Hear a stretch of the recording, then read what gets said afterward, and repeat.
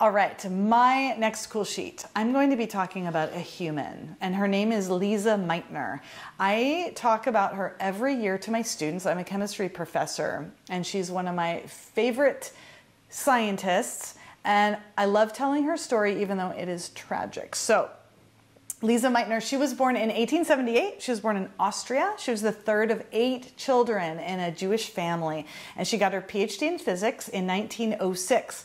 She got her PhD with Ludwig Boltzmann. If you are a physicist, you know who that is. And the rest of you is just a super famous person. All right. So she went to Berlin in 1907 and she studied with Max Planck, another famous physicist, and the chemist Otto Hahn. I'm going to be mentioning Otto again. So she worked together with Hahn for 30 years. So each of them were leading these sections in this Berlin Institute for Chemistry and doing a lot of very important work. They were collaborating very closely and they were studying radioactivity. And so with her knowledge of physics and his knowledge of chemistry, in 1918 they discovered the element protactinium. All right, so that was really great, but that's when the story goes sour. So Austria was annexed by Germany in 1938 in World War II. Meitner, being Jewish, was forced to flee Germany. She went to Sweden, and she did continue her work on physics and chemistry, and she was doing research in Stockholm, but she didn't have much support, and this is partially due to the Institute's prejudice against women in science. So Hahn and Meitner, they kept meeting secretly in Copenhagen. They were specifically in November of that year, and they were planning a new round of experiments. And these had to do with nuclear fission. So this is all, nuclear fission is all the backdrop and is the fundamental science to the atomic bomb. And so what was then happening is that Meitner was publishing the physical explanation for the observations. Otto Hahn, he didn't understand what was happening, and she explained it. But you know what happened? Guess who got the Nobel Prize? Otto Hahn. She did not get the Nobel Prize, and right now my skin is getting so prickly because I'm so angry. She was never acknowledged. She did get another award, but it was never the Nobel Prize. I'm gonna breathe now. In any case, this is the happy end of the story, is that the heaviest known element in the universe was named Meitnerium in her honor.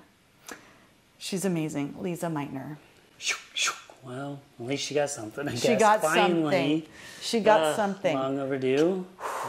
Yeah. I get angry and I want to cry, but at least she has an element named after her. She is the only woman who has an element named after her. Oh, well, I guess that's not all super surprising either. And right. Not good. But at least she has that. She's so smart. And Einstein, when she was describing, those results of those experiments, and then she described nuclear fission, and Einstein took that. And then Einstein, he wrote the letter that was warning the US government what could happen with all that. It was because of her knowledge that all of this came up. So, the most significant woman scientist of the 20th century is how she is known. Wow. Wow. Well, cool. Thank you so much for my level of understanding of chemistry and stuff is when people said fission, I always thought they meant fusion, and I was like, oh, they're saying it wrong, and the joke was on me. Well, they are, and that's a former cool sheet. Yes, I talked about the difference between fission and fusion. I think that's what I finally learned, that there was a difference. Which is great. Yes, finally, 45 years later, I finally learned something. But thank goodness for the show and for you. Yes. So I actually wanted to put her first. Yeah. But, we need to have a word that people can remember. I put mirror writing first because mirror.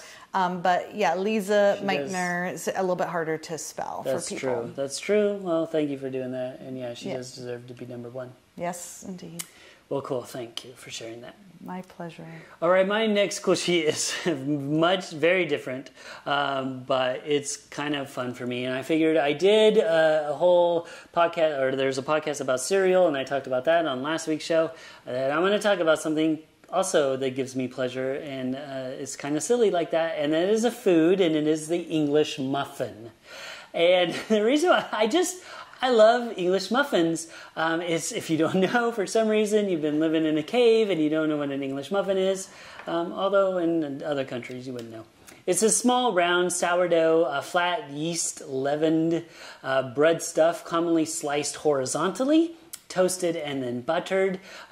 It's a breakfast very common in North America, Australia, and New Zealand. You can have, this is a great thing, you can have sweet or savory toppings. So you can do fruit jam or honey. You can then do eggs, sausage, bacon, and cheese, or all three of those. English muffins are essential ingredient in Eggs Benedict, which is delicious. A variety of breakfast sandwiches are derived from it, especially, most famously, probably the Egg McMuffin, of course.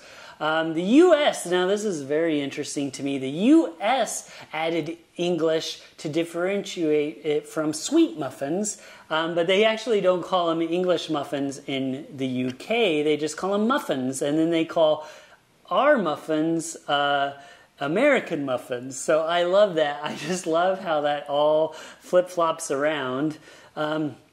So the word came from Low German muffin, which means little cakes.